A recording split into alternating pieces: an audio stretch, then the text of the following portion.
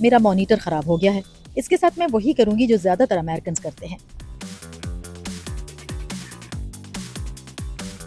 America में जब घर की कोई चीज खराब हो जाती है तो लोगों का पहला रिएक्शन यही होता है कि इसे फेंका जाए और नई चीज ली जाए, क्योंकि यहाँ लेबर बहुत महंगी है।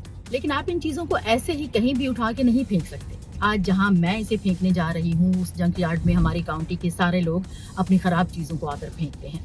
लेकिन वहाँ पर भी मुफ्त में आप चीज नहीं फेंक सकते, आपको पैसे देने पड़ते हैं। Thank you. आप देख सकते हैं कि यहाँ पर घर की खराब चीज़ों का एक पूरा ढेर लगा हुआ है।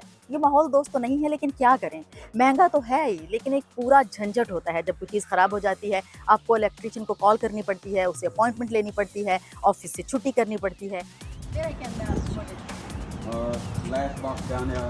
तो इस सारे तरद्दुद से बचने के लिए मेरे जैसे लोग यही करते हैं कि अपनी खराब चीज़ों को यहाँ लाकर डंप किया और जाकर नई खरीद ली।